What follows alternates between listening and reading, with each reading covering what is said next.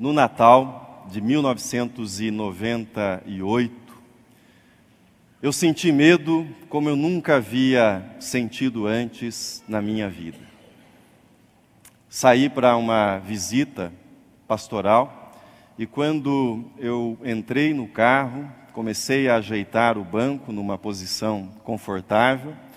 Tendo ajeitado o banco na minha posição, percebi que eu precisava arrumar o espelho. E quando comecei a arrumar o espelho do carro, eu percebi algo diferente. Alguma coisa estava diferente no meu pescoço.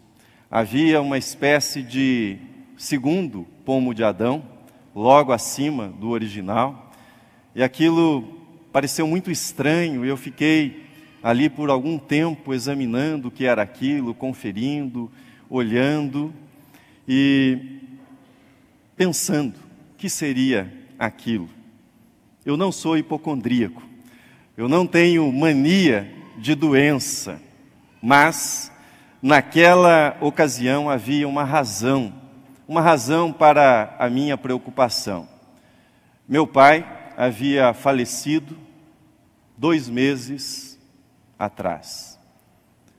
E a causa da morte do meu pai era câncer na laringe. O primeiro sintoma que ele identificou foi um nódulo no pescoço. Tanta coisa, você pode imaginar, passou pela minha mente, pela minha cabeça, naqueles instantes dentro do carro. Por exemplo, lembrei-me do dia que o meu pai me ligou e disse que estava com câncer, que iria se internar para dar início ao tratamento. Lembrei-me do dia em que ele veio a São Paulo para consultar um oncologista. O tratamento que ele fazia lá no Paraná não estava funcionando como o esperado. Eu acompanhei nessa consulta. O médico o examinou. Depois de examiná-lo, o médico pediu para conversar comigo. Nós fomos para uma sala lateral. E o médico disse que não poderia operá-lo. Perguntei por quê, ele disse que não resistiria. Então eu insisti sobre a condição dele, o médico, relutante, mas acabou me dizendo: seu pai terá 6 meses de vida. Meu pai viveu 3 meses depois desse diagnóstico. E o médico disse: a etapa final, os meses finais serão de muito sofrimento. Serão meses difíceis. Dentro do carro, olhando no espelho, eu lembrei que o meu segundo filho estava a caminho, nasceria dali a 1 mês. Senti medo. Senti um medo enorme. Medo de deixar a minha família, medo de passar pelo sofrimento que meu pai havia passado naquele último ano. Senti medo como eu nunca havia sentido na minha vida até então. Tratei de marcar uma consulta o mais rápido que eu consegui e poucos dias depois, lá estava eu diante do mesmo médico que consultara meu pai, que examinara o meu pai. E eu já tinha o quadro na mente, não é? Estava imaginando o que ele me diria, quantos meses mais, e iria subtrair a metade disso. Era isso que eu tinha na minha mente, ou seja, havia planejado esse diagnóstico, mas veio o diagnóstico. Ele disse: é um cisto. É simples. Nós vamos agendar a cirurgia, um procedimento simples. No mesmo dia você vai para casa. Marquei, passei por essa pequena cirurgia e aqui estou, quase 20 anos depois, lembrando essa história com vocês. Seria bom, como seria bom não sentir medo. Como seria bom não sentir medo, principalmente nessa época do Natal, nesse período das festividades natalinas. Como seria bom, mas não é assim. Nós sentimos medo na nossa vida, em diferentes momentos e etapas da nossa vida. Do que é que você tem medo hoje? Quais são as suas preocupações nesta noite de celebração? Quais são os seus medos neste Natal? Você tem medo de ficar doente? Você tem medo de perder o seu emprego? Ou talvez você diga, esse medo não tenho, eu já perdi. Meu medo é não encontrar um outro emprego. Do que é que você tem medo? Você tem medo de não ser amado? Você tem medo de ficar sozinho na sua vida? Você tem medo de perder alguém que você ama? Você tem medo da violência? Você tem medo de morrer? De que é que você tem medo? O primeiro Natal não foi tranquilo. O primeiro Natal, os meses que antecederam o primeiro Natal não foram tranquilos. Maria e José também sentiram medo, e sentiram muito medo. Por exemplo, coloque-se no lugar de Maria, uma jovem, provavelmente recém-saída da adolescência. Um anjo lhe aparece, e o anjo diz, agraciada, favorecida. Diz o texto que nós lemos há pouco que ela ficou perturbada. E o anjo diz, você vai dar à luz a um filho, ao Messias, ao Salvador. E ela pergunta, como será isso? O Espírito Santo. O Espírito Santo será responsável pela sua gravidez. O Espírito Santo. Ela pergunta, quem? O Espírito Santo. José, coloque-se no lugar dele. Casamento marcado, tudo combinado, tudo arranjado, tudo planejado, as famílias haviam entrado em entendimento, tudo certo. De repente a noiva, Maria, chega até José e diz, preciso contar uma coisa para você. O que é, Maria? Apareceu um anjo. E o anjo disse que eu vou ter um filho, que eu vou ficar grávida do Espírito Santo, e mais, eu já me sinto grávida. Imagine a situação de José ouvindo isso. Diz o evangelista Mateus, no texto que nós lemos, que ele ficou abalado. Ficou tão abalado que ele planejou terminar aquele noivado, fazendo isso com um mínimo de dano para Maria, mas ele queria terminar aquele relacionamento, era muito complicado para ele. O que você faria no lugar de José? Como você reagiria? Como você pensaria? Ele só não o fez, só não terminou porque teve um sonho. E nesse sonho, nós lemos, o anjo se dirigiu a ele e confirmou aquilo que Maria havia dito para ele. O medo de Maria, ser humilhada na sua pequena vila, ser considerada uma desajustada, tornar-se uma pessoa difamada, uma mulher considerada delirante, uma mulher sem senso de realidade. O medo de José, ser criticado pela sua conduta, tornar-se uma pessoa desonrada na sua vila, no lugar onde ele vivia, ou, quem sabe, ser considerado bobo, tolo. Talvez esse medo estivesse presente também. Mas Deus sabia que eles sentiriam medo. Deus sabia que aquela não seria uma notícia fácil para ser assimilada. Eles sentiriam medo de que a vida tivesse saído dos trilhos, tivesse perdido o rumo. Teriam medo de se tornar objeto de escárnio, de zombaria dentre os seus contemporâneos. Talvez medo como lidar com toda aquela pressão, com todas essas responsabilidades novas que chegavam para aquele casal, José e Maria. Deus sabia que eles sentiriam medo, e muito medo. Por isso, a palavra do anjo foi igual para Maria e para José. Veja na tela o que disse o anjo.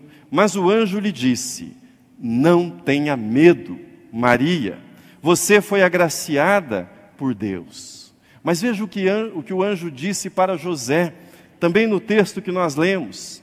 Enquanto ele pensava nisso, ou seja, cair fora daquela situação, um anjo do Senhor lhe apareceu em sonho e disse, José, filho de Davi, não tenha medo de receber Maria como esposa, pois a criança dentro dela foi concebida pelo Espírito Santo. Ela terá um filho, Ela terá um filho e você lhe dará o nome de Jesus, pois ele salvará seu povo de seus pecados.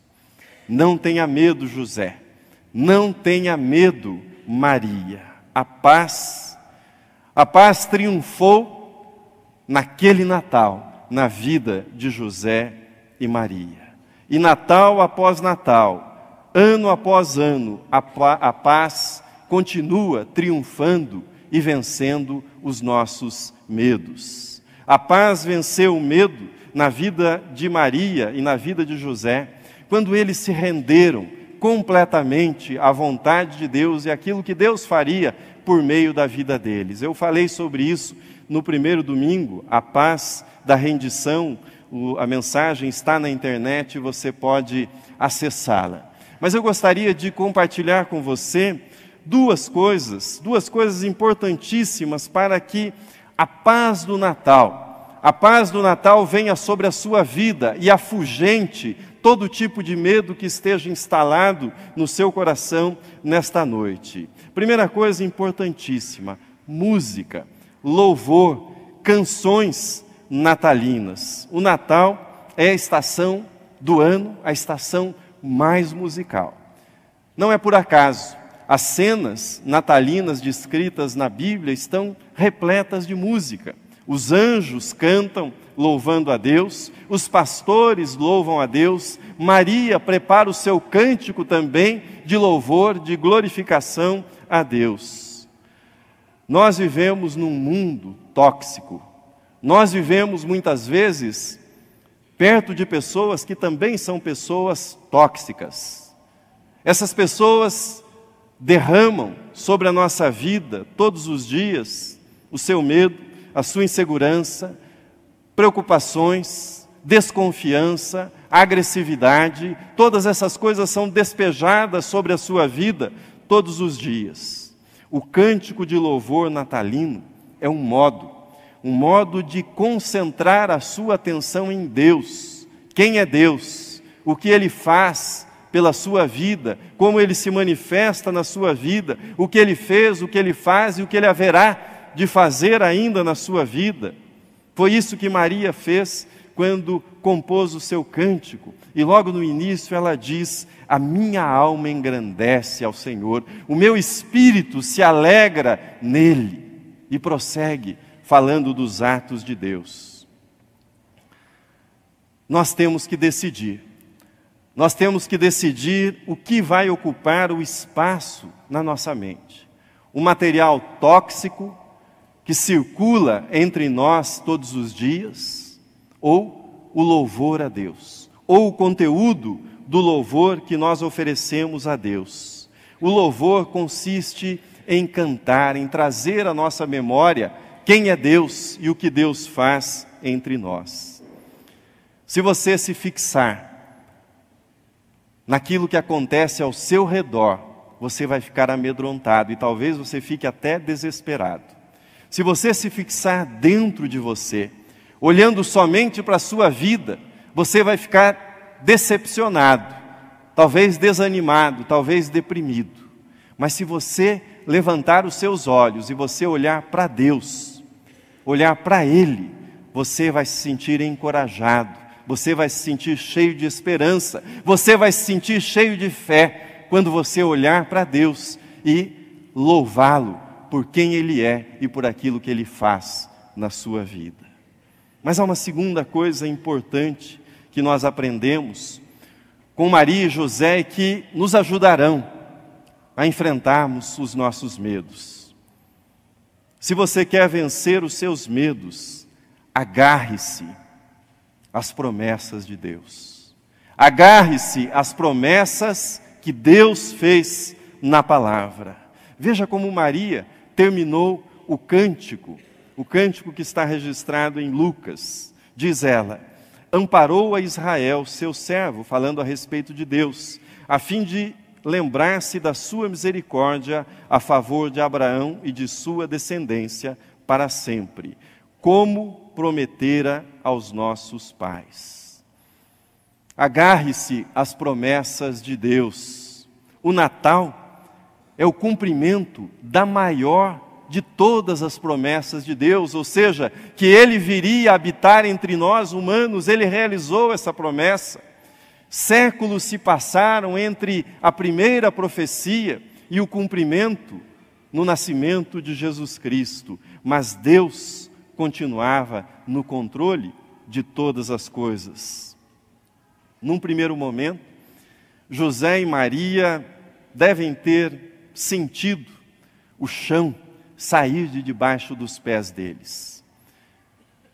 Aquela angústia apertando no peito deve ter, num momento ou em algum momento, dominado a vida de José, desde que eles receberam a notícia, José e Maria. Mas Deus estava no controle de toda a situação. E quando chegou a notícia do recenseamento, dizendo que o rei Herodes queria que todos fossem à sua cidade natal para passar pelo recenseamento, viajar para Belém com uma mulher grávida, nas últimas semanas da sua gravidez, imagine, uma viagem naquele tempo não era fácil, imagine viajar com uma mulher grávida na última semana, mas que alívio. Eles chegaram finalmente em Belém, procuraram um lugar para se hospedar e você sabe, não havia lugar para eles em nenhuma hospedaria da cidade. Você já fez uma viagem ou passou por um momento na sua vida que parece que tudo dá errado, nada dá certo? Essa deve ter sido a sensação daquele casal. Viajar no final da gravidez, chegar na cidade, não encontrar um lugar para se hospedar. Será que não há ninguém com sensibilidade para hospedar uma mulher grávida? Às vezes, Deus põe sonhos no seu coração que o levam para uma estrebaria e não para um palácio ou para um hotel 5 estrelas, como você deseja ou como você desejaria. Significa que ele não o ama? Significa que ele não está no controle de toda a situação e daquilo que ele está fazendo na sua vida? Significa apenas que os planos dele são maiores, são melhores, os planos dele estão acima dos nossos planos e daquilo que nós julgamos que é o melhor para a nossa vida. Significa que ele quer apenas uma coisa da sua vida, que você se entregue, sem reservas, que você confie nele de todo o seu coração, para guiar cada detalhe da sua vida. Quais são os seus medos neste Natal, nesta noite? Quais são eles? Você tem medo de passar necessidades? Você tem medo, quem sabe, de ficar doente? Medo de ser humilhado? Medo de ser reprovado pelas outras pessoas? Medo de não ser amado? Medo de ficar sozinho na vida? O anjo disse, Maria, não tenha medo. O anjo disse, José, não tenha medo. Tire o nome de José da frente da frase. Tire o nome de Maria da frente da frase. Hoje Deus diz para você. Deus diz para mim. Valdinei, não tenha medo. Hoje Deus diz, Carlos, não tenha medo. Paula, não tenha medo. Felipe, não tenha medo. Luísa, não tenha medo. A paz venceu o medo. Amém.